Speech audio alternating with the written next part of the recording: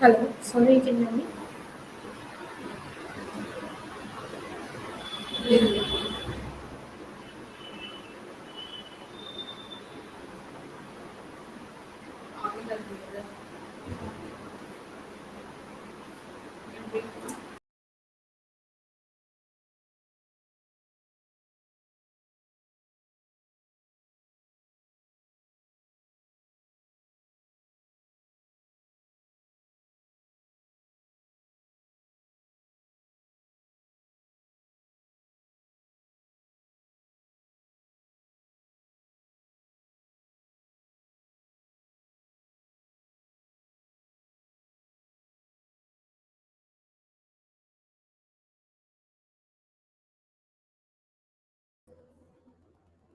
Hello there.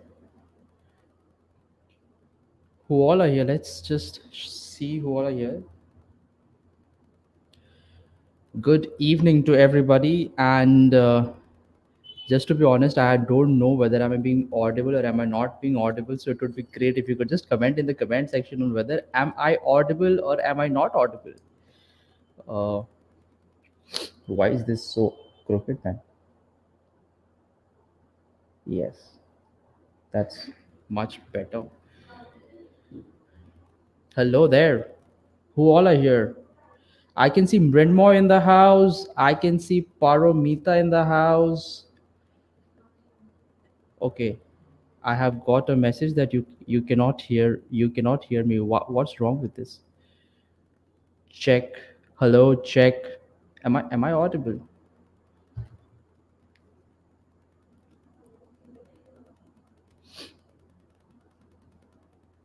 I think I'm audible. Check. Hello. I think I'm audible. Yes, I'm very much audible. Who said I'm not audible? Why you guys giving me wrong messages that I'm not audible? Yeah, you are audible. Aaron says I am audible. Justin says yes. Royce says yes. Thank you so much, guys. Uh, So today is a very special day, I know, for our team members. We have been looking forward to. Sorry for my glasses. I just got something. I've got an eye problem now. What to do? So yeah. So however, uh, can you guys guess who's going to be there with me as a host? I just need in the comment section. Hello there.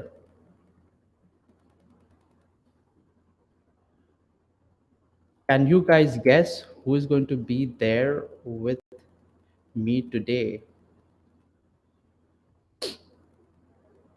What happened? Nobody's guessing who's going to be there with me today. There are so many people watching, but okay, forget it. I won't say why is it showing Saturday live. Today's Sunday, bro. What's wrong with you? Today's Sunday live special.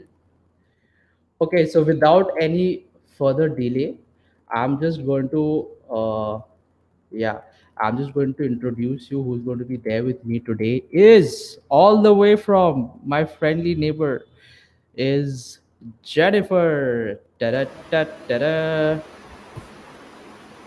Hi, Jennifer. Hi, sorry, Jennifer, can you can you hear switch? me? Yes, can you switch off your fan, please? I think that would be nice because it's creating so much of a noise.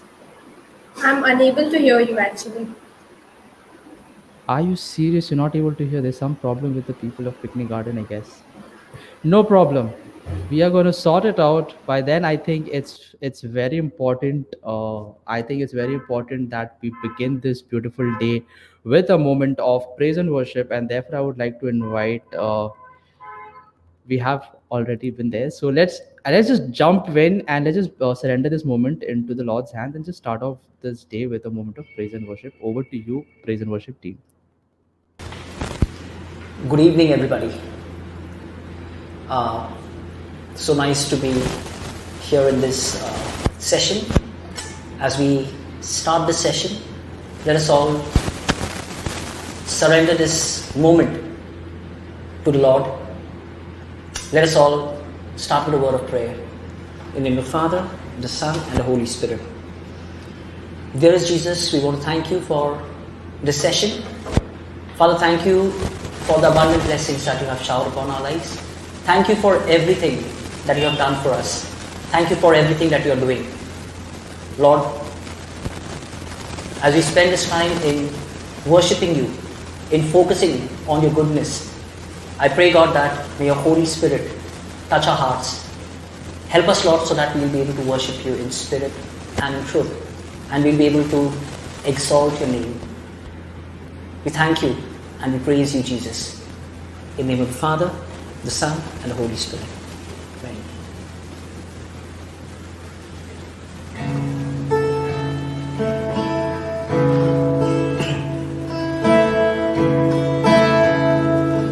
How great is our God? Sing with me, how great is our God. Oh, see how great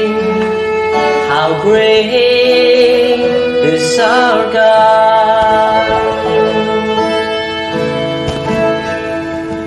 How great is our God. Sing with me, how great is our God.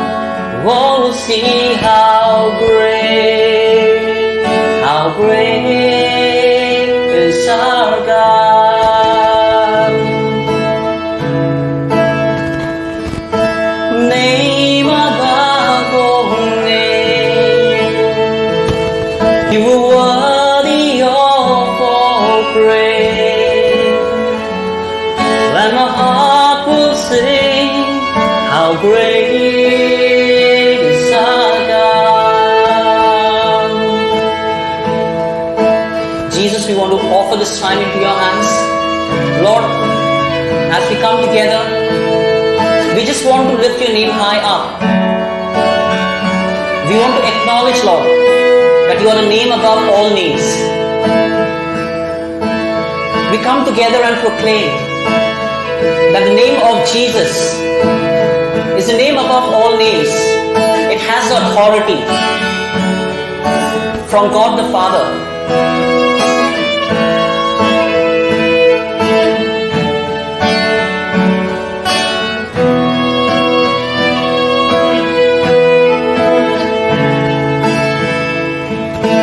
Name above all names, you are worthy of all praise.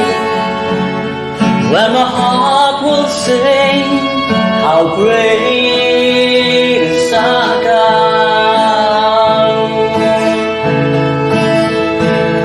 How great is our God. Sing with me, how great is our God. Oh, see how great is our God.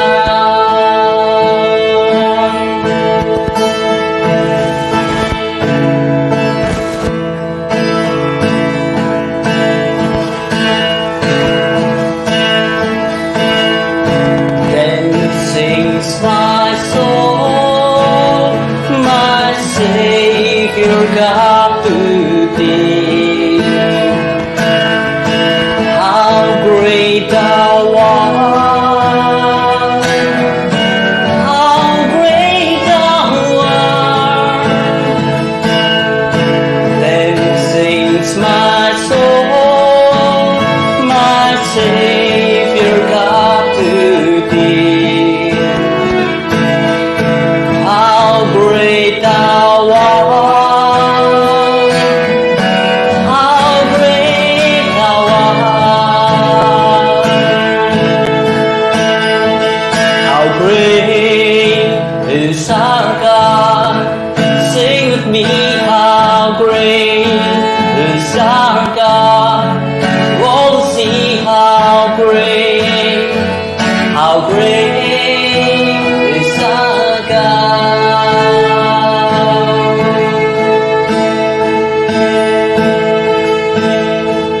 We thank you and we praise you, Jesus, for your presence in our midst.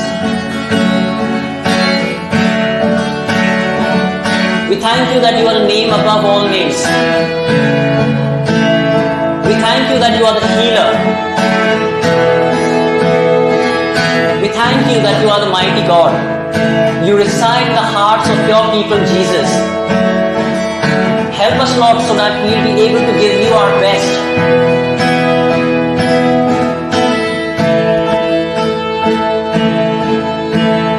Thank you, Father. Thank you, Jesus. Thank you, Holy Spirit.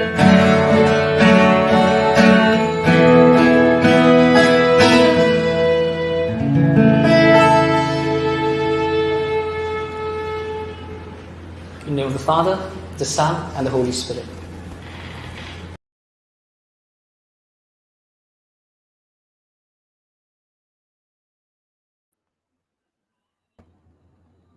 Okay, so why am I just shifting from right to left? But thank you so much, Frederick, sir, and thank you so much, Kevin Lee. I say Frederick, sir, because he's a teacher. Don't mind. I say that any teacher I just say Angelina, ma'am, Frederick, sir. So, anyways, thank you so much for leading us into this praise and moment of praise and worship. And yeah, I just have an eye problem. I forgot that. Uh, and I think the time has arrived. But just to begin with, we would just like to welcome everybody. This is JTM India, and just in case you are new to our channel or a ministry, we are Pope St. John Paul II's Theology of the Body Messengers. We are situated in Calcutta and inspired by Pope St. John Paul II and St. Teresa of Calcutta. We are a ministry under and are also guided by our Archbishop Thomas, and we have our missionaries of charity, fathers and sisters, who train us in this beautiful catechesis. Every Saturday we would meet at Sacred Heart Church to share the message, but due to the pandemic we no longer can meet, you as we all know that, and therefore here we are. We thought, what could be the best opportunity of making use of this beautiful platform, YouTube channel? So here we are. Every Saturday we have been streaming. For now we just took a little break, but here we are, trying to share the message every as much as possible. Now, having said that, I think we have done a lot of talking, and it's time for us to begin with a session. And I was super excited. Jennifer knows I was so super excited, even though I couldn't pronounce the name properly. That's something which I always do, and therefore I would like to introduce, not with my unique special but today I have to be a little bit decent. I was told that. So we have Mary in our live stream. Hello! Wow, it's Hi. so good to be with y'all. Oh my gosh, and don't worry, you're not the only one. Dufresne is a very complicated name. But luckily, I just got married in May, so now my last name is Harper. It's a little easier to say. But yeah, thanks so much for having me. It's such an honor to be with you on Mother's Feast Day. That's really amazing. Thank God, Christopher. When I was talking to Christopher, and I was like, Christopher, how am I supposed to introduce? And Christopher said, don't worry, this is the name. And it was so funny. So it's such an honor to have you, ma'am, for our live stream. And our team has been so excited to listen on this topic. And like we are like we don't know how the stuff. So we try to get so many resources from different places. And we are like, guys, we have a special guest with us today. So here we are. Jennifer and myself will be asking questions. I know we were supposed to have Angelina, but due to some emergencies, even Jennifer is amazing. So maybe why don't you just start off with, many of us may not, our team members, they don't know you much. So maybe if you can just give a brief introduction. And I also heard from Christopher that you're a very good writer. So if you could also just share a little bit on what are your works and what, like about a little bit on your writing, that would be very helpful for us. Absolutely. So I graduated from Ave Maria University, which is where I know Christopher Das, who was so kind to put me in contact with you. And I graduated with my degree in theology. So the greatest honor just to study the Lord all the time. I love it. I love it so much that I recently just started teaching theology at an all-girls high school in Maryland. And yeah, such a gift. It's really my dream job. And on the side of that, I write for a company called Litany NYC. So they are located in New York City. I don't ever go to New York. I just do a lot of, long distance stuff with them. I send them all my writings. But the whole focus of this company is on the upholding the dignity of the human person. So we see a lot of these different fashion brands or stores that don't always do that. They can be very degrading. But more than anything, the whole focus is on clothing ourselves beautifully and with dignity, and and just glorifying the Lord through that. I can talk a little bit more about that later if you want, but it is a real joy. Wow, thank you so much. Jennifer seems very excited. I know we'll come to the questions which she has prepared with so much of hard work. So maybe we can just dive into the topic as we are talking about modesty. So if you could, many of us may not know what modesty is. So as we go along, if you could maybe, for starters, can you just define what is actually modesty and what does it really mean? Absolutely.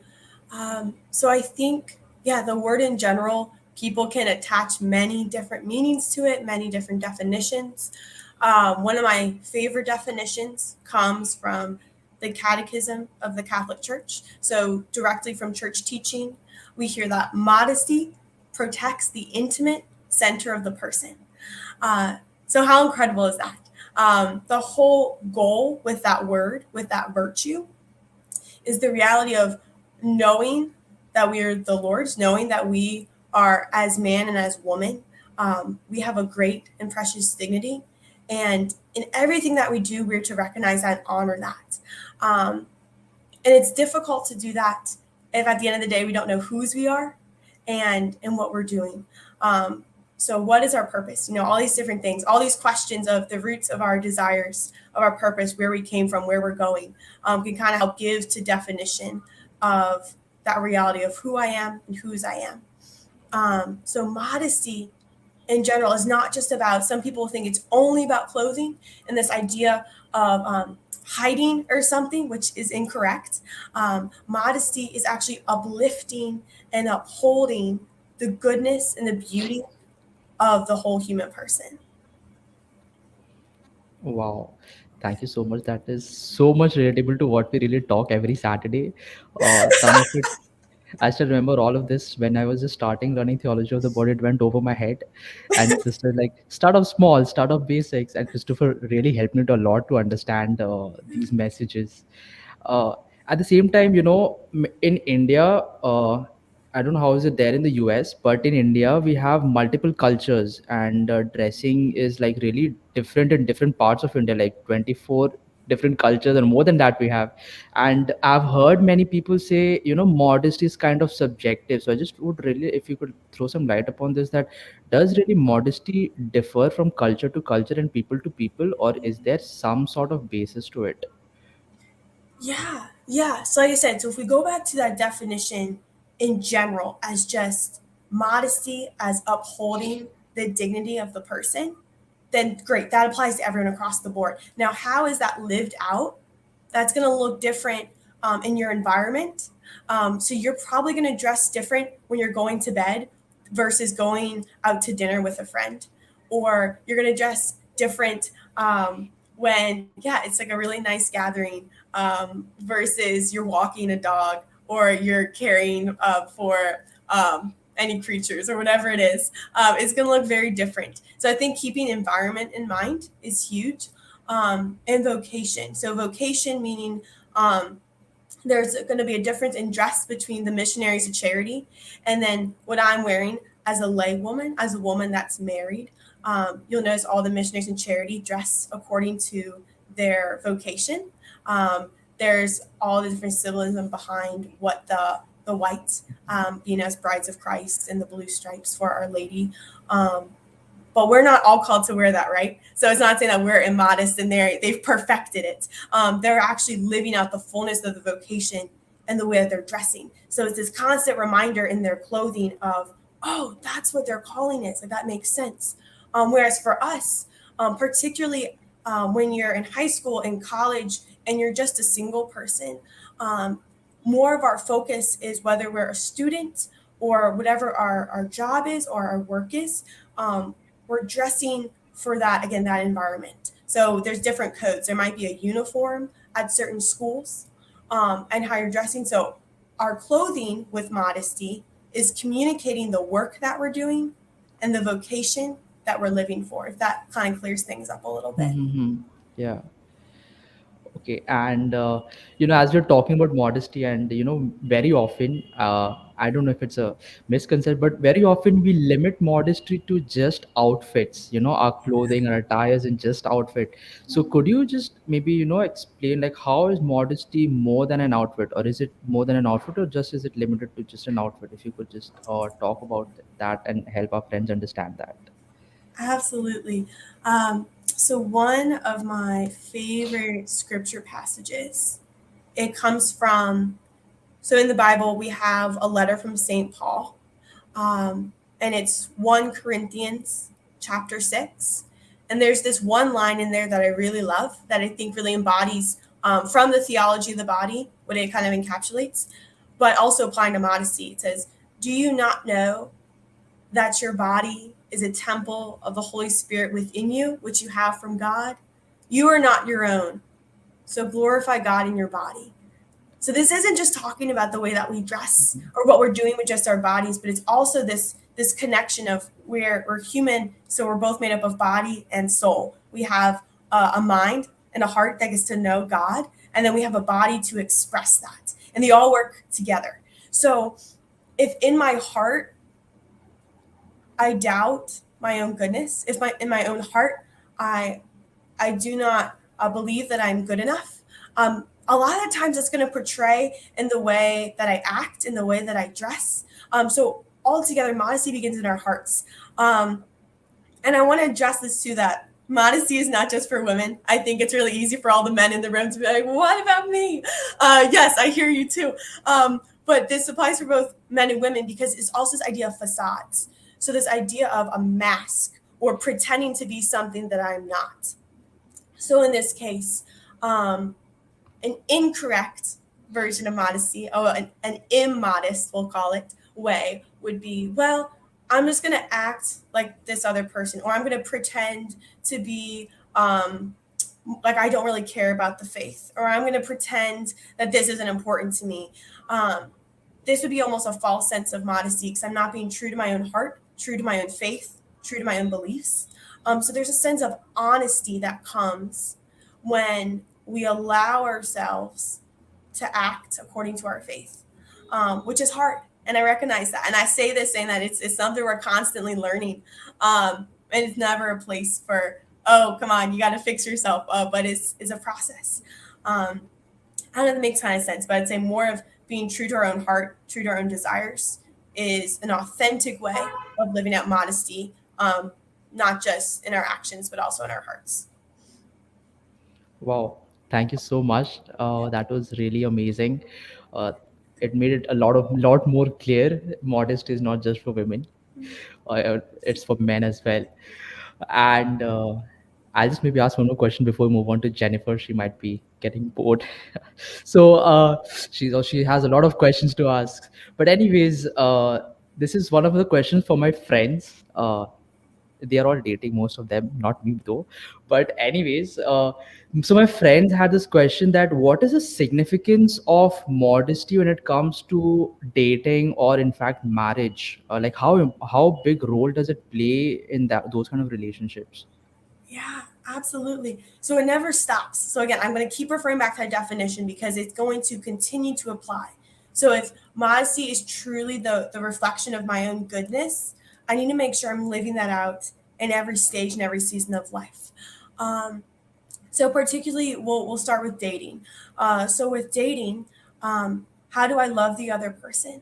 And that one of the ways, again, it's the honesty in the body. I'm sure you've heard from St. John Paul II when he refers to this idea of, well, if you're showing everything, then you're showing nothing, because there's no room for the mystery and there's no room for loving and respecting the person. And at the same time, this doesn't mean that we should go around totally just covering up everything because we're afraid and because we're fearful of, oh, gosh, I can't be a saintly person unless I'm hiding under all these blankets. You know, there's a difference between a hiding and an expression of self. So I highly recommend, and you can write this down or put this somewhere, particularly for my women who are curious of like, how can I still dress and be beautiful and not feel like I am tiptoeing into the area of immodesty. Because I still want to be able to express myself and be joyful and enjoy dressing. There's a book called Worthy of Wearing.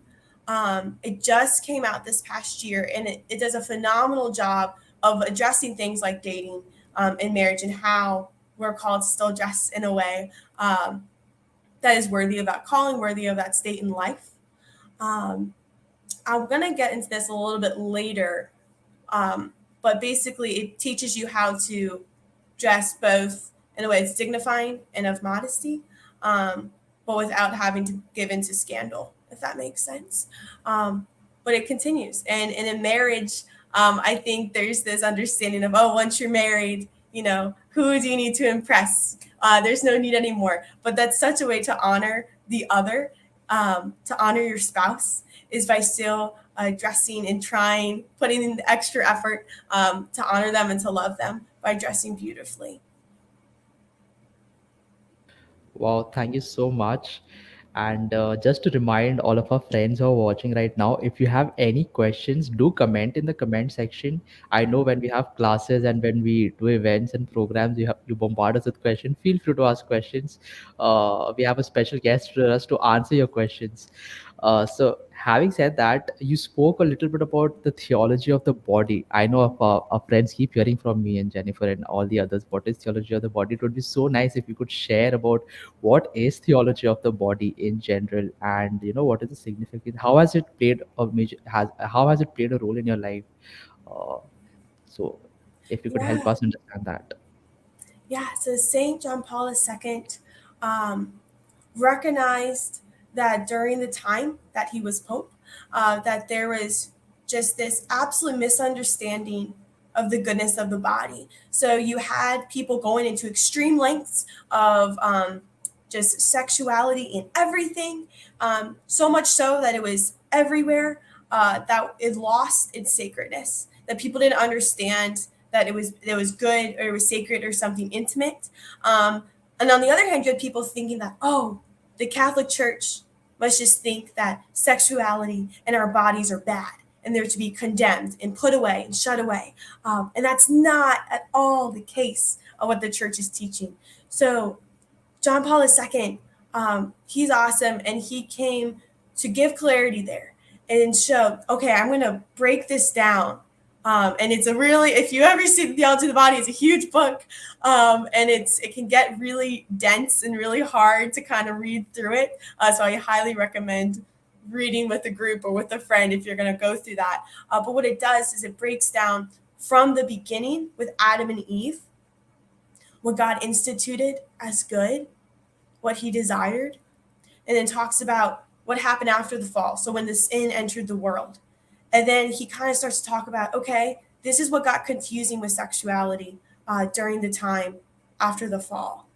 And then the way that Christ came in and still redeemed it, the way that it is still good, and the way that he applies it in marriage. He also talks about it, the way it applies to religious and to the priesthood, those that take a vow of celibacy, the way that that is absolute preparation for heaven. So he kind of goes through all of it, but hands down, I'd say the easiest summary I could give is that it's just emphasizing the utter goodness and sacredness of the human body. Kind of going back to that way of us being temples of the Holy Spirit. That doesn't mean hiding ourselves or that we're limited or that we're suppressed, but it means that we get to live in utter and perfect freedom to glorify the Lord, and that we get to understand our bodies as something more than just mine and something I got to figure out and this thing that bothers me. No, it's this beautiful vessel, this beautiful instrument to glorify the Lord with. Wow, thank you so much. That was theology of the body explained in very simple format. I was trying. I was like, I could talk for an hour about it. Let's make this a little condensed. Yeah, thank you so much. And maybe we'll take this time when Jennifer, I know Jennifer got a lot of questions from our team members. So maybe Jennifer, over to you if you could, the questions if you could ask which you have received. Go ahead, Jennifer. Sure. Thank you so much, Sonu. So I'm audible? Yes, yes. Hi, Mary. So I have few questions which I would like to, present to you. So the first one is like usually we hear from our parents or in school like it's inappropriate to wear clothes like above our knee level. So is it inappropriate like if we wear something above our knee level? So Yeah. So again, there's two things to keep in mind in this situation. I think a lot of the times we wish there were these black and white guidelines for modesty, like, oh, just never wear anything that looks like this. But we have to keep in two things in mind: environment, and then also again knowing our bodies. So, for instance, someone that is very tall would wear a skirt that might look super short on her, but someone that's very petite or that's very short might be able to wear it and it would fit her perfectly fine. So again, knowing our body, knowing our body length, knowing how things fit us. So probably if something's very tight fitting, we shouldn't wear something tight fitting all over. But there's a way to wear something that might be a little fitting, but wearing another thing that's loose. So you can still wear both at the same time and it kind of balances it out. And it comes down to where are you going? So the environment. I know for going to church or trying to wear something that comes closer to your knee is good, just out of reverence and out of respect. You're also bowing and kneeling and you're moving a lot. So that's why sometimes there's these rules in place, whether it's a school or a church or somewhere that's, oh, you can't wear anything that's this length. There's typically good reason behind it. And a lot of the time is they want to make sure that you can move freely. So modesty is for the freedom in it. So if you're feeling like you're walking around and you're pulling down your skirt or you're trying to adjust the strap or you keep fixing things, there's no freedom there. You're constantly checking yourself and you don't feel like you can be present to the person in front of you. So I would keep that in mind instead of looking through the lens of, oh, I'm so restricted, I can't wear anything. There's a beauty in, okay, can I move freely in this? Do I have to be worried about what someone may or may not see on my body? Am I able to just, am I able to dance? Am I able to jump around? Am I able to sit? Whatever's going on there. So if you're able to move freely and you're not thinking in the back of your head the whole time, oh my gosh, does anyone think this about me? There should be a resting in what we're choosing to wear. I hope that helps.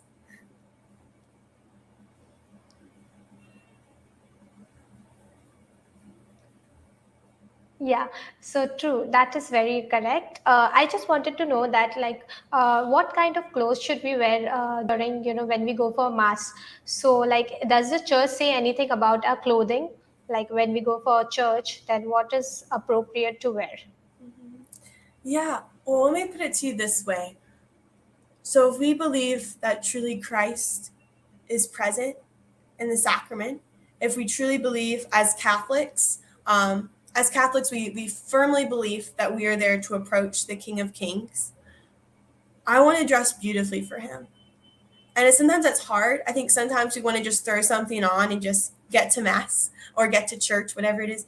But I think focusing on, okay, how can I dress for my King today? How does he want to see me? How can I present myself for him? So instead of thinking, again, back to the guidelines and everything like that, you should be able to move freely. And how do you want to worship him today? How do you want to present yourself to your King? And I think if you ask yourself that question, it'll be a little bit easier to make those answers. Because like I said, it does depend on your body type. It does depend, I'll say that's a huge thing at the end of the day. Depends on your body type. Once you're kind of, okay, this fits me in this way. Okay, I feel really comfortable with this. I'm not really, it doesn't look like I'm showing off anything. I feel very at rest in what I'm wearing. And I feel like I am speaking to my own heart, my own dignity while glorifying God, then you're set. Easier said than done. I know that. And I'd say be patient with yourself in the process. The Lord loves our effort. So I think even the fact that you're asking that question, the Lord just delights in that. So keep asking those questions. Just, okay, how do I want to present myself to the Lord today?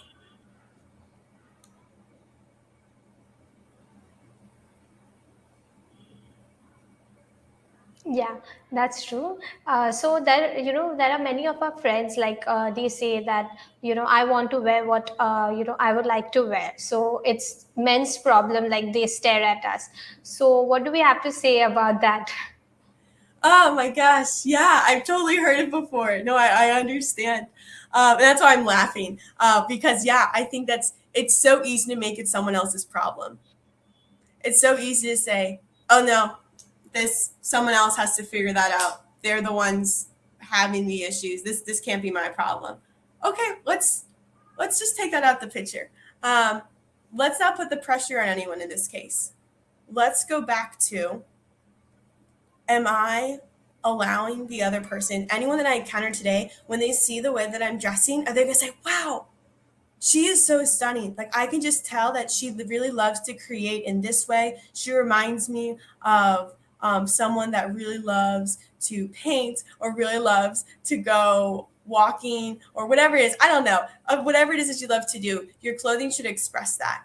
And I'm going to say this before I forget, but something that could make it a little less daunting and more exciting is I think we should all, particularly, this is for my ladies in this situation, but talking a little bit more about personal style. So every woman, you don't need to look like the person next to you. You don't need to totally conform and blend in with every person. Easier said than done. I know that. But I would recommend, and you can have fun with this, to make kind of like a dream list of things that kind of point out to you.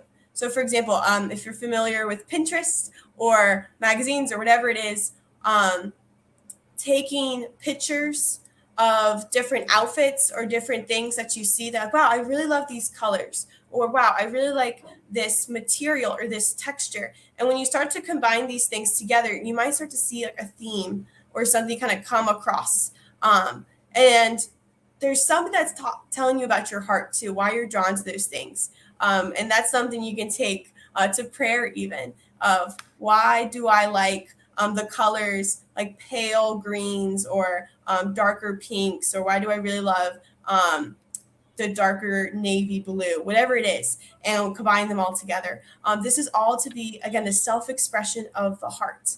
And so always dressing to that. So beginning to dress in a way that, oh, I feel like these colors express my heart. I really love floral patterns. I love flowers and I love to wear them.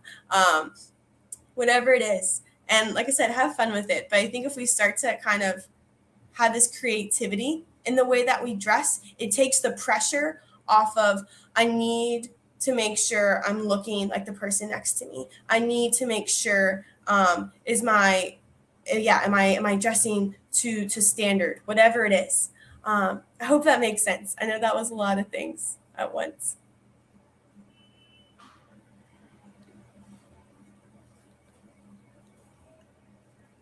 Thank you so much for that. Was really a beautiful explanation. Like it's a great idea to make notes about what we like, so that we can without pressure dress. So that's a really nice one. So I would just like to ask a last question that I've learned from this, from Catholic speakers, that sexualized cultures where everything is being sexualized. So do you think this could be a way in making us struggle with modesty? Yeah, because it's hard to find good inspiration. If we're dressing according to what inspires us, or what gives us good ideas, or helping us know what to wear, and we can't find any inspiration. That's why there is the gift. The internet is both a gift and sometimes a curse. But one of the things we can do in the internet is looking up different ideas. So I would even look up some clothing from the 1950s. That's a style that's starting to come back. And these women in the 1950s dressed very beautifully and elegantly. Looking up different queens, or looking up different Audrey Hepburn or Grace Kelly are two very popular names that people love to look to for inspiration. And even the saints. I mean, if you look, Saint Gianna Molla, She's a more modern saint. She loved fashion and she dressed so well. She was known for this. She was a mother and she loved to study fashion and look into all these different things. So you can still be a saint and love fashion. The saints just get to be more creative about it. And so this is an opportunity for you to, again, to not just give into the easy way. And that's the thing is anything that's in a lot of these, sometimes a lot of stores are just giving you the easy way. Oh, just put this on. It doesn't matter if it doesn't reflect you. It doesn't matter what it says about you. Just wear it because you'll blend in. And that really crushes our hearts because it's not doing what clothing is meant to do. So clothing should serve us. It's not us serving our clothing. We shouldn't be trying to fit a certain size. We're not here to try to make sure that my body is serving this clothing. No, our clothing is to serve us. So when we wear something, it's to remind us of, wow, I am so good. I feel so beautiful in this. I feel so dignified in this. I feel so elegant in this. It shouldn't be, I just don't feel like I'm good enough. I really need to change my body. I really need to change the way I'm doing these things. So just keep that in mind of the clothing serves us. It upholds us. It honors us. It's not us honoring or serving our clothing.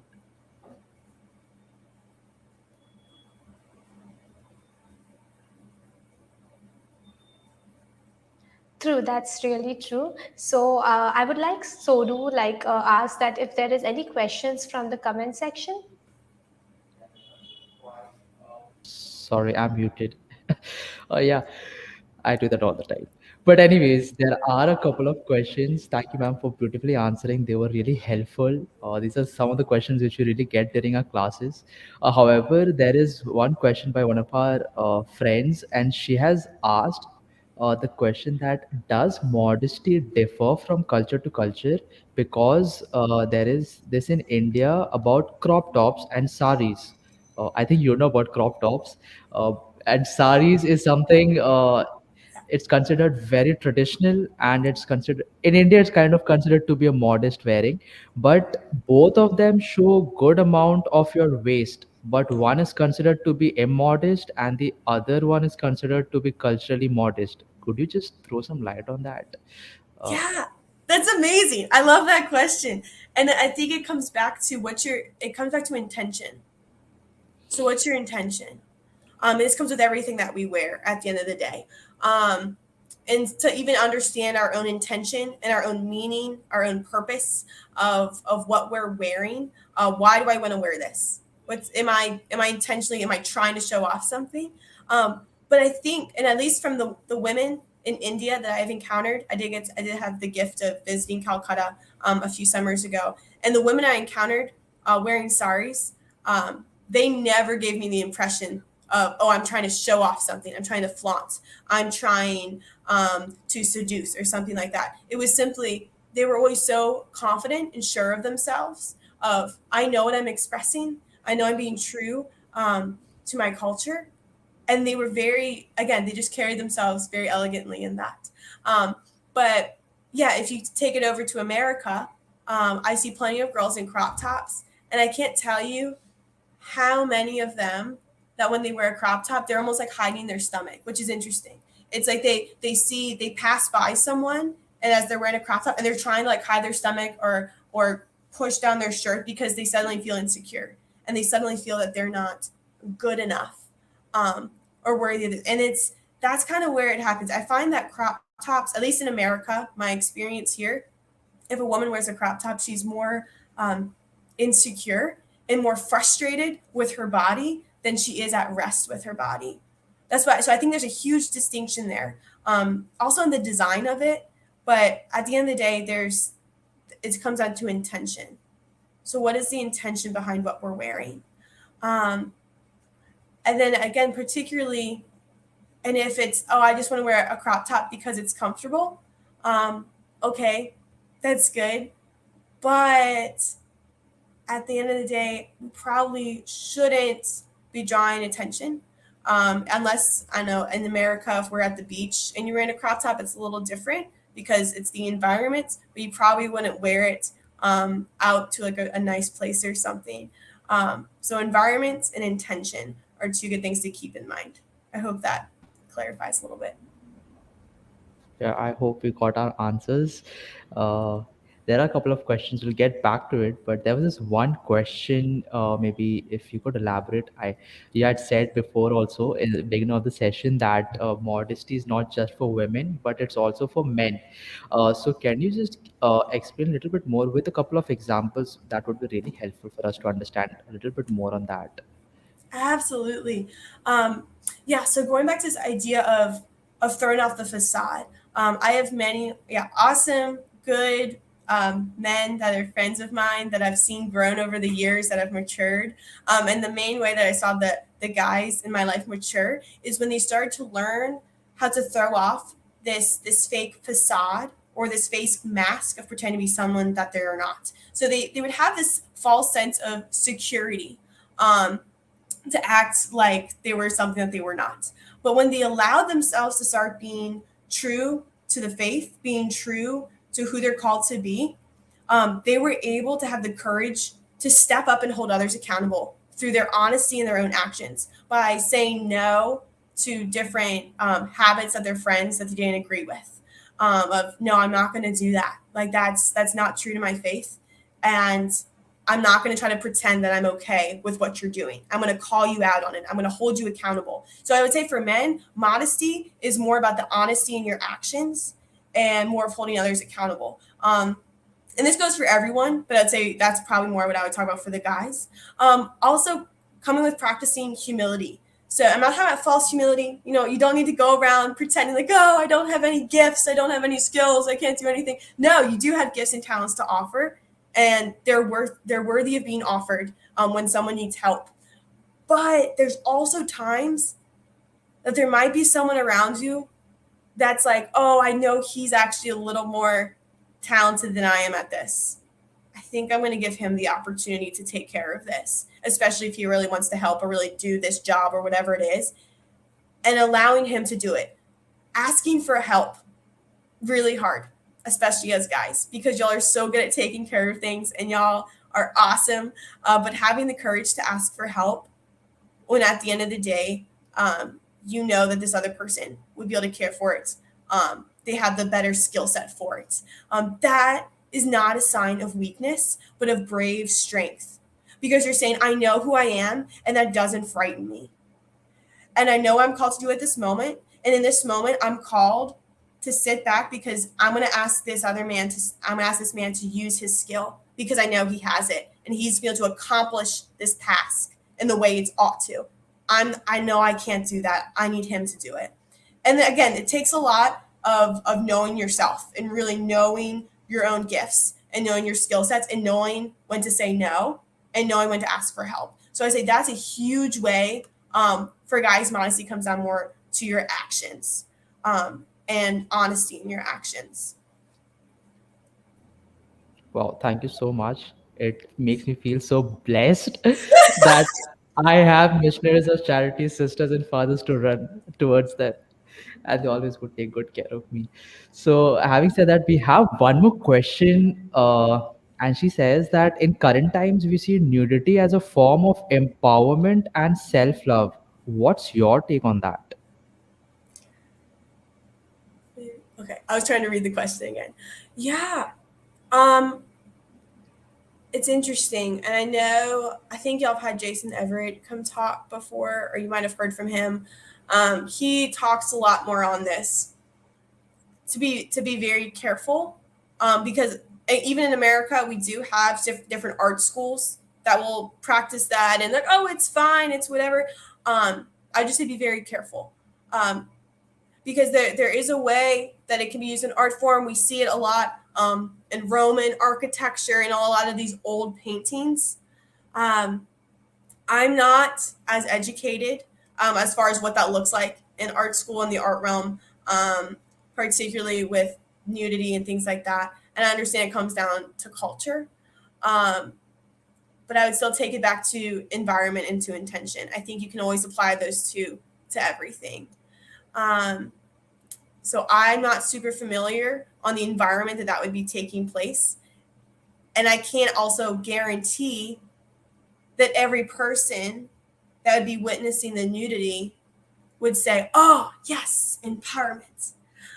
So there's a way to guarantee that every person would be viewing this as with absolute understanding of the dignity of the body and would be able to admire it with pure eyes.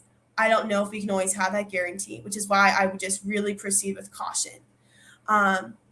I don't have enough information, like I said, about the environment to be taking place, but that would be my one caution. Well, thank you so much. I hope the answer was clear. And just recently, a couple of months ago, I had a friend, and she had asked me that she likes dressing up like men. And then she also asked this question. Maybe it would be nice if you could answer on that. That can women dress up like men, and can men dress up like women? Is that okay, or it kind of, because it looks kind of awkward in the culture, and also it creates a big mess about, the gender identity. So she was asking, like, can if you could just speak a little bit on that. Can women dress like men, and can men dress like women? Is that okay? So it's interesting because can they? Technically, you can, but the idea is there a desire or a good purpose and intention behind it? I think there's a difference here because if a woman puts on men's clothing, she does not become a man. And if a man puts on a dress, he doesn't become a woman. So let's just clarify that. Clothing does not change us. It doesn't suddenly make us into a different gender. That's not how it works. We are innately men and women. And I know that can be a hot button topic in this day and age because I know there's a lot of windedness and a lot of frustration and a lot of misunderstanding. So I just want to recognize that. But if the intention is, I don't want to be a woman, this is too much, this is too hard, I'm just going to dress like a man today so I feel better about myself. That's hard because it's not, it's almost like this, we're putting up this barrier between ourselves and the Lord because it's like we're going into hiding. It's the same way of this false sense of modesty. I would see it as a hiding. I don't know everyone's intentions and I don't know where everyone's coming from. So that's why I say it's a very case-by-case scenario as far as how to respond and how to deal with that. But at the end of the day, I don't think a woman is suddenly a man or acting like a man if she just puts on a blazer and pants. There's plenty of women who can actually wear pants or wear a blazer or whatever and wear it very femininely and wear it with such feminine elegance and feminine beauty in the way that she styles it, in the way that she wears it. So let's just get that out there that putting on something that might be a men's article of clothing doesn't automatically make you go against your femininity. It's about the way you're styling it, your intention behind it. And yeah, same thing for guys. If like experimenting with different things, why? What's your intention? And going back to that. And at the end of the day, taking those wrestlings, taking those desires, taking those frustrations, and I'm always telling us to go to prayer. Because just me or a teacher or whoever is not going to be able to tell you at the end of the day what you're desiring or what you're feeling. That's between you and God. So take it to prayer. And like, Lord, where is this coming from? Why am I suddenly wanting to just reject my masculinity or reject my femininity? Why am I doing this? So there's a lot of layers there. Like I said, there's a difference between a woman wanting to wear like a pair of trousers or something, or a pair of pants, and she wants to style them like a woman, and she can do that really in a wonderful way, versus a woman rejecting women's clothing and saying, I want to look more like a man. There's a difference there. So like I said, if you're in the latter category of I'm scared of looking like a woman right now, I just want to look more like a man, take it to prayer and just see where those fears are coming from. Where is that coming from? Where are these desires coming from? And bring it to the Lord. He's not afraid. He's not afraid of our desires and our questions and our concerns. He welcomes them, and in his time, he'll answer them. Thank you so much. And also, there was this one more question that we had received in my inbox, was that if you could share some light on movies and the TV series, because a lot of times, even it comes from both guys and girls, both of them had shared that, like, I kind of feel awkward in these moments because they're like, watch this TV series and watch that TV series. I'm like, I mean, I'm not so much into it, but this Netflix and those TV series. And very often we get it, like, I get this question like, it's now in today's generation, you're not going to get good TV series. So do a thing, just watch it. And if you are feeling awkward, just skip it. But I personally don't find it to be very helpful. So if you could just throw some light on that, and if you could talk on that particular topic, that would be really helpful. Yeah. So a good way to know if something is affecting you negatively, and sometimes you don't even realize it because it can sneak up on us. But as far as discerning what to watch or what not to watch, over time we can become really desensitized if we keep watching similar things over and over again. But for instance, if there's times that you're going to prayer or when you're going to church, you're going to mass, and a lot of the things playing in the background of your head are like scenes from this show or scenes from this movie that are like really distracting. Or if you're trying to do schoolwork and then you have all these things in the back of your head, it can really cloud our memory. It can really give us almost like this foggy mind. And so taking time to meditate on something beautiful, that puts us to rest. And so if we keep just binge watching or watching a whole bunch of the same series or the same all these different kinds of movies or whatever, we become really dull to the beautiful and to the good. And so I'd say try to put little limits or little barriers. And so maybe it's like, oh, that'd be a huge step for me to totally stop watching this show. Okay, if you don't think you're able to completely cut it off, then at least cut down how often you're watching it. So take baby steps. Start to remove yourself from that. And we're smart. I know you're smart. A lot of times you'll know, like, maybe this isn't the best thing. Would the missionaries of charity love that I'm watching this right now? I'm sure they would love to let you know how they feel about that, in all love and compassion. But I think just keeping that in mind of who would be, if I had one of them in the room with me, would they delight? Would they be excited? Would they be happy that I'm watching this right now? And you're like, oh, I don't know if they'd be happy. I don't know. So that's a good question to ask.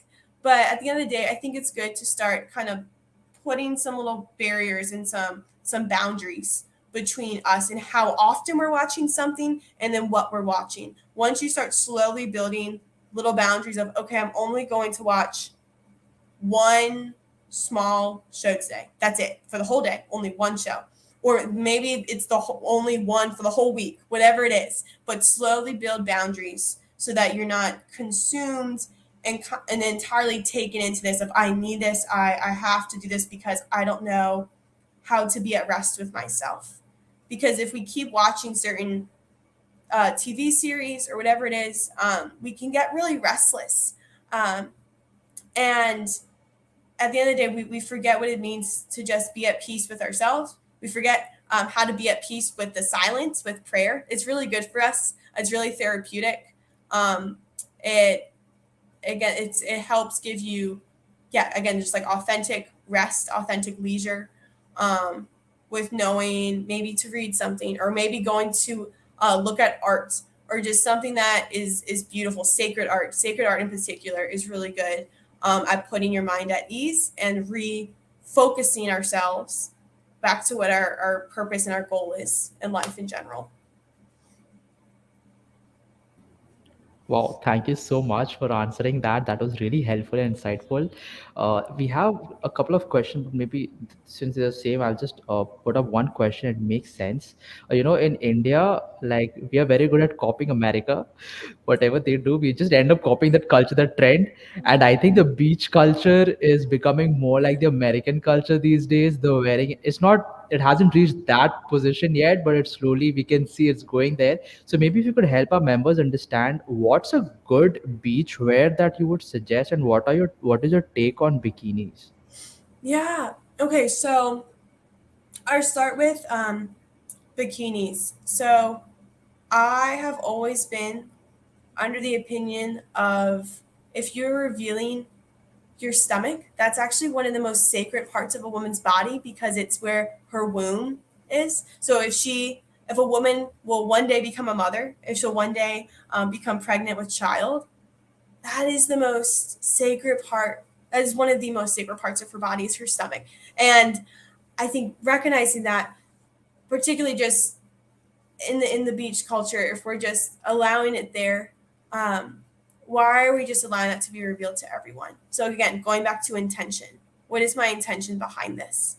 And then I don't know if you know this, but I think in common, a lot of times when someone gets engaged, and I don't know if this goes across cultures or if this is just an American culture or what, but I know in most cultures, you'll have when a man asks a woman to be his wife, when he proposes marriage to her, he'll get down on one knee.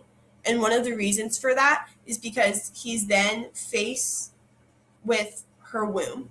So it's almost this recognition of reverence for her womb. So he's on one knee bowing, so he's looking up at the woman, but he's also typically in line with where her stomach is, where her womb is. And it's recognition of reverence for what God has put there and what he has intended for woman to be a bearer of life. So that's typically why with not bikinis. Also, you could probably research this, but if you ever research the history of how bikinis were made, it was a really, really sad history. But the reason why they were started, it was because this man invented them. He was someone that made women's underwear, and he thought, why not if we just make beachwear or swimsuits, bathing suits, in a way that looks like underwear. And he wanted to see how far he could go. He's like, let's just keep making it smaller. And it was the sense of objectifying women. That was the intention. So it doesn't matter so much what the intention is now, but the history behind the garment, it began with someone that wanted to objectify women.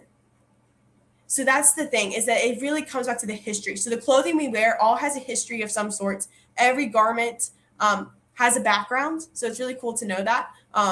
The kind of clothing we're wearing, why was it made in this certain way? But yeah, so if you research bikinis and the history on it, it's a really sad beginning. And I don't think it stopped doing what it was made to do. I still think there's a huge sense of an objectification of women, of looking at women as objects. That's what I mean by objectification.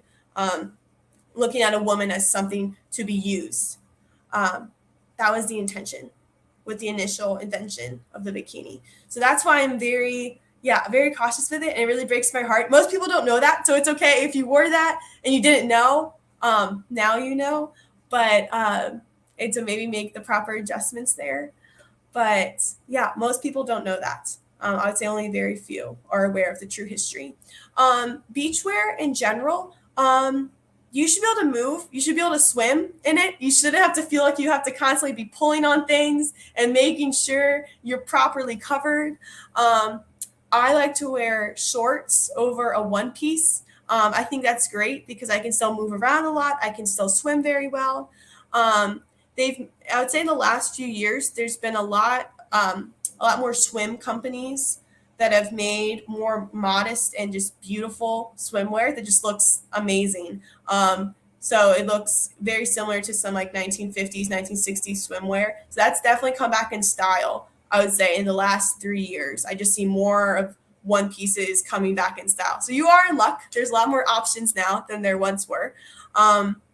Yeah, so I look for those. There's a lot of really cute options out there. And again, you get to be more creative. You don't have to look like everyone else on the beach. So that's the other perk of getting to dress well. You don't have to worry about making sure you're covered up, and you get to still enjoy the beach. And yeah, it's good. Oh, thank you so much. Now we have some idea about, if you didn't know, you know it now. So there was this another question which you were asked that, a girl, like, what if I were to wear clothes not with the intention of changing my gender, but people start identifying me as a man? if someone were to, if a girl asks you that question, how would you reply to that? Yeah. I'm so sorry that if someone said that to you, that's really sad. And I would say, yeah, I'm so sorry. I just apologize for that. But at the end of the day, I think, yeah, there's always ways to make, like I said, what could be initially deemed as masculine clothing to make it look feminine. So I just keep researching just different ideas of how to wear certain things so that it's feminine, so that you're able to feel feminine. But if someone's calling you something that you're not, that doesn't make it untrue. It's like, oh, well, they're right, you're wrong. That's not the case. That goes across the board for everything. So, yeah, do your best. And I would say just, get different ideas. But I'm so sorry. That's all I can really respond for that. Because you are a woman, and that is beautiful, and you deserve to be able to live that out fully. But like I said, a man's clothing does not make a woman a man. It's not how it works. So I think just remember that, and make, like I said, get different style ideas of how to style certain clothing pieces to look more feminine. I think it's good. Thank you so much. There's one more question we'll be taking up from the comment section before we proceed ahead. I'm sure we got a lot of questions before the session as well, and Jennifer is waiting to ask. But one question that we were asked: how important is it to cover our heads during Mass or during communion time? Because it's something which is very common here in India. Yeah, I was gonna ask, is that common across the board? Like, will you see that the majority will cover their heads at Mass? Like now, slowly and gradually, it's fading away. But still, if you go to the rural areas or in the outskirts, like in the major cities, you don't really see that happening much. But still, and if you go to the outskirts, you still see that, people, women especially, still cover their heads during Mass. But because of times, it's still in the cities, major cities, it's still changing. So, Yeah. how would is it important? Or Yeah, so that comes back from the tradition back in St. Paul's letter. So he talks about covering our heads. And I would say in America, we started kind of coming away from that for a little bit, but we're actually going back. So there's more and more young women that are covering their heads at Mass again, because they're rediscovering the beauty of the tradition of veiling, of covering one's head at Mass.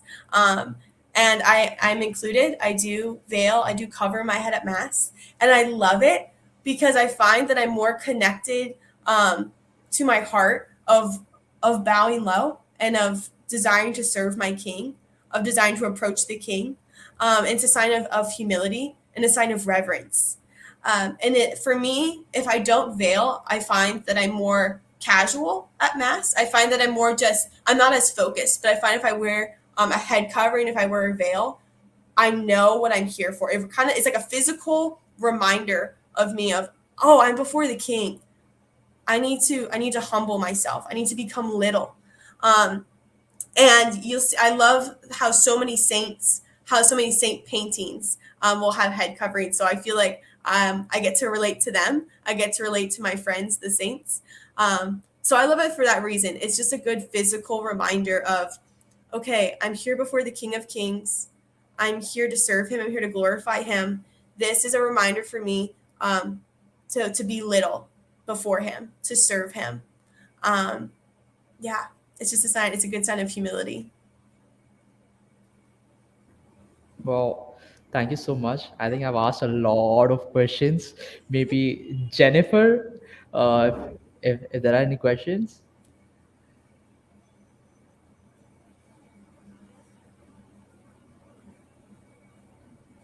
Yeah, so I will not speak much because you have explained most of them so beautifully before I could ask them. So I would just like to ask you one small question. Like I know all of us struggle with modesty. So like in some way or the other. So can you share us some points which could help us to go through this struggle or temptation? Yeah. So, like I said, I think it's really helpful to dig more into the creativity side of modesty. So make it fun. It's not about just trying to cover ourselves or whatever. Like, no, like this is supposed to be an expression of your heart. And so, like I said, like start to learn what colors you really like or what patterns or what textures. And then make it interesting. You don't have to make it look like the thing that's in the shop or on the mannequin or what your friend's wearing. Make it interesting. You can mix and match things. You can layer things. There's a lot of really cool ways to do it. I've seen a lot of women who dress modestly and just so creatively. It's so cool. And they're some of the best dressed people I know because they know how to get creative with their styles. And a lot of people really admire them. Like, wow, you have the best fashion. And it's because they know how to mix different things. So like I said, use Pinterest or just Google different ideas of how to layer things. Look up different materials, know what materials work together.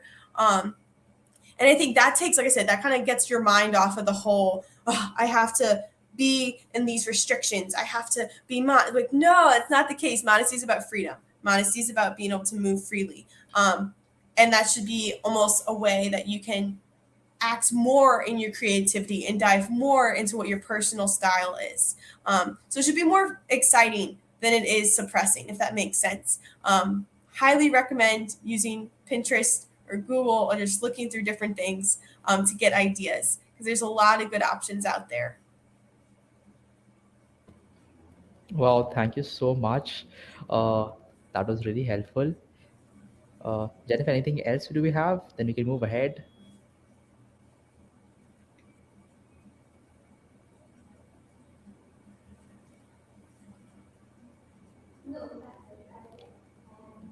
You're muted.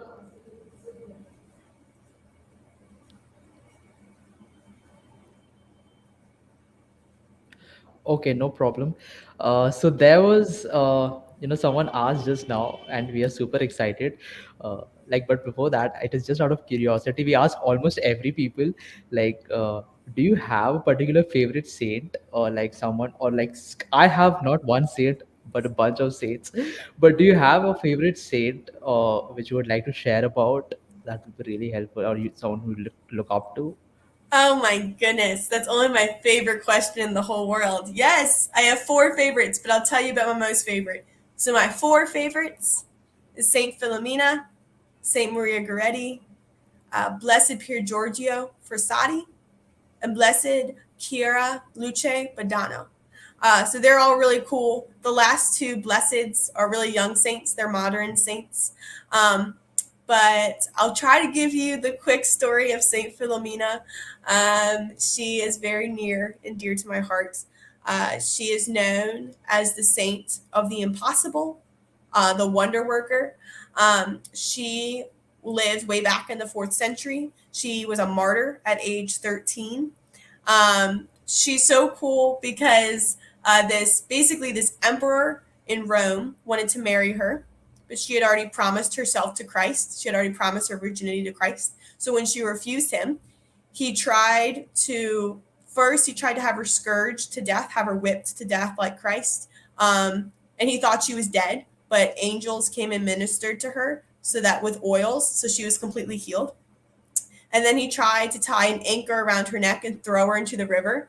And then angels caught her and cut off the anchor and brought her safely ashore with 2,000 witnesses that converted that day. So then the emperor tried to have her shot with arrows, and he thought she was going to die. But when she fell asleep, she woke up and she was completely healed of all the arrow wounds. And finally, he tried to have her shot again with arrows on fire, but then the arrows were shot back at the archers. And then finally she was beheaded. So she went through all these. She was just a 13-year-old girl who totally trusted the Lord.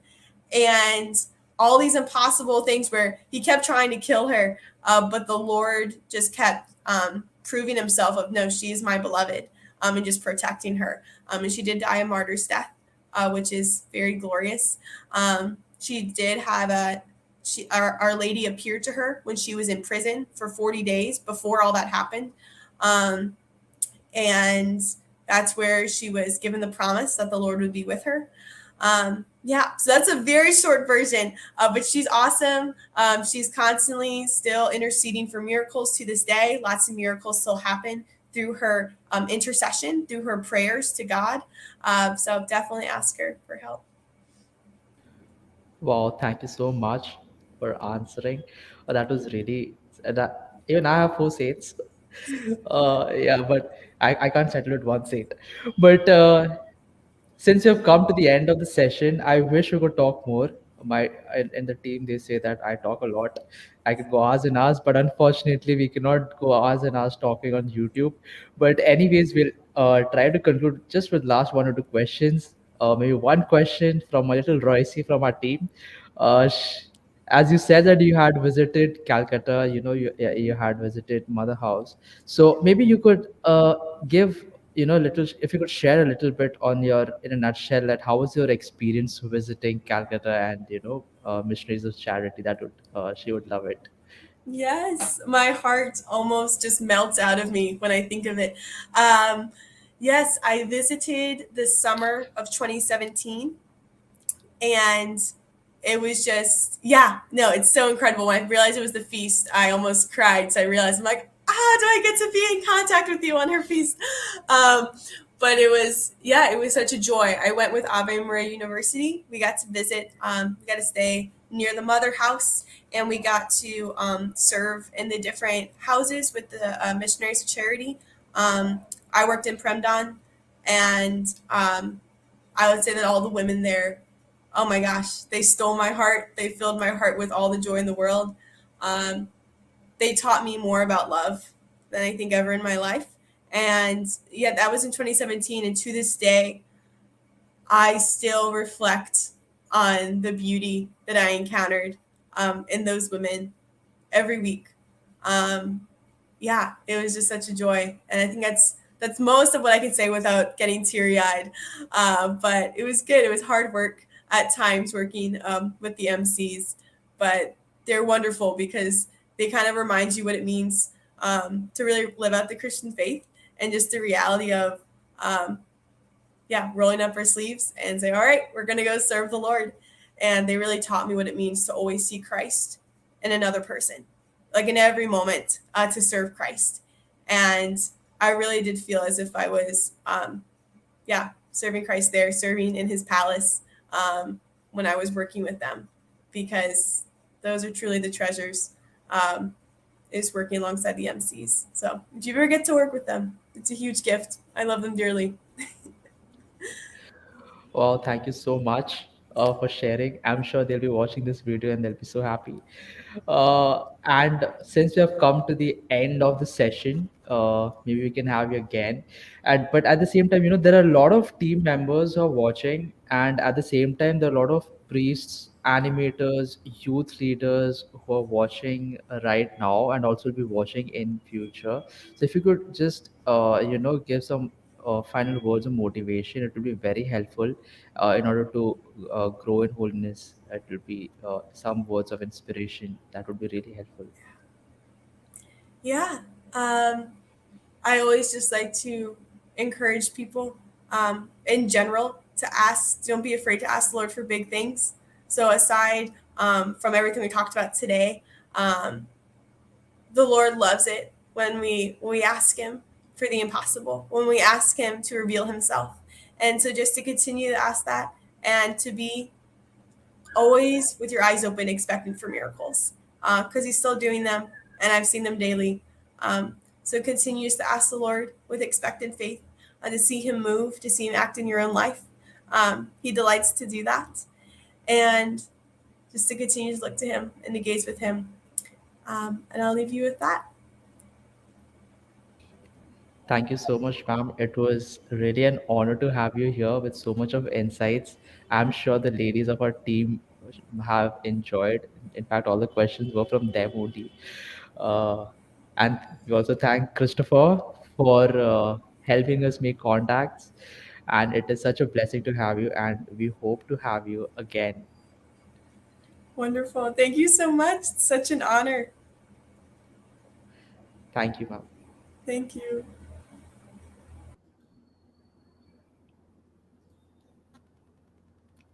तो Jennifer, how कैसा लगा? Jennifer को तो सुनते सुनते 2 दिन लग जा रहा. What's happening, Jennifer? अच्छा लगा. Acha. So I hope guys you liked it. This was Your phone specially for only. our. अच्छा ईयरफोन तुम्हारा खराब हो गया, समझ में आ रहा है, 5 मिनट लग जा रहा है. But anyways, thank you so much for all of you who were watching, for sharing. I could see John and all, everybody commenting, auntie commenting, John's mother. So it was really nice and very insightful.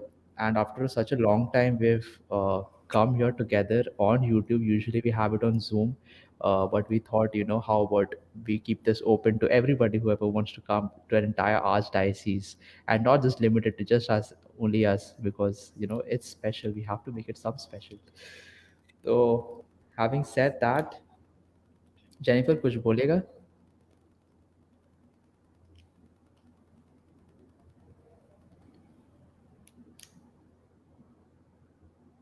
Jennifer, कुछ नहीं बोलेगा. Okay, no problem. So, having said that, thank you so much for making time. It was really an honor, and happy feast to all of you. I wish if the pandemic wasn't there, probably I would have been right now in mother house. Not right now, but probably today. But unfortunately, what it is, what to do. But we really miss, if sister, if you're watching, we really miss mother house. We would love to come sometime.